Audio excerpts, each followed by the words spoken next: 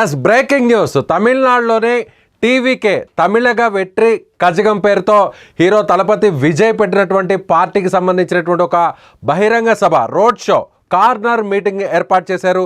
కరూరులో జరిగినటువంటి సభకు వేల సంఖ్యలో అక్కడ అభిమానులు, పార్టీ కార్యకర్తలు అక్కడ చేరుకున్నారు. అయితే భారీ ఎత్తున అక్కడ తొక్కిసలాట జరిగింది. ఈ తొక్కిసలాటలో ఇప్పటి వరకు ప్రస్తుతం అందుతున్నటువంటి ఇన్ఫర్మేషన్ ప్రకారం చూస్తే దాదాపుగా 40 మంది వరకు చనిపోయినట్టుగా సమాచారం అవుతుంది. అదే దేశంలోనే ఒక రాజకీయ పార్టీకి సంబంధించినటువంటి ఒక సభ కావచ్చు, రోడ్ షోలో ఇంతమంది చనిపోవడం అనేది ఒక గమనించాల్సినటువంటి విషయం. దాదాపుగా దేశ చరిత్రలో ఇంతమంది ఈ స్థాయిలో చనిపోవడం ఇప్పటివరకు జరగలేదు అనేది కూడా అందరూ కూడా విశ్లేషకులు చెప్తున్నారు. అయితే ప్రత్యేకంగా ఈ తొక్కిసలాట జరగడానికి ప్రధాన కారణం ఏంటి?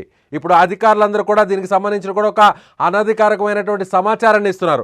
టీవీకే పార్టీ అధినేతగా ఉన్నటువంటి విజయ్ ముందుగా ఇక్కడ కరూరులో జరగాల్సినటువంటి రోడ్ షో కోసం ఆ పార్టీకి సంబంధించినటువంటి ప్రతినిధులు, అక్కడున్న స్థానిక పోలీసులను, కరూరు జిల్లా పోలీసులను, కరూరు నగర పోలీసులకు ముందుగానే అనుమతిని కోరారు. అయితే ఈ అనుమతికి కేవలం కొన్ని వేల మంది మాత్రమే ఈ సభకు తరలి వస్తారు. అలాగే కార్నర్ మీటింగ్ అంటే ముఖ్యంగా ప్రతి శనివారం విజయ్ ఇక్కడ ప్రతి శనివారం కూడా తమిళనాడులో ఆయన కొన్ని నగరాలను ఎంచుకున్నారు.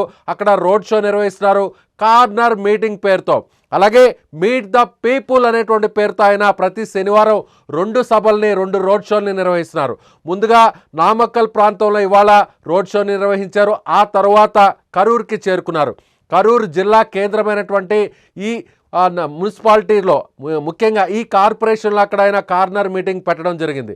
అయితే 7-8 వేల నుంచి 10,000 మంది ఈ సభకు వస్తారని ముందుగా ఊహించారు. కానీ అనూహ్యంగా అక్కడ భారీ స్థాయిలో ఎవరు ఊహించని విధంగా దాదాపుగా 20,000 మంది పైగా రావడంతో, అక్కడ ఇరుకైనటువంటి రోడ్లు కావడంతో ఒక్కసారిగా అక్కడ వచ్చినటువంటి క్రౌడ్ అంతా కూడా భారీ స్థాయిలో చూపించడం కోసమే ఇక్కడ ఒక కార్నర్ మీటింగ్ని ఏర్పాటు చేశారు అనేది కూడా ఇప్పుడు అధికార పార్టీ డిఎంకే ఆరోపిస్తుంది.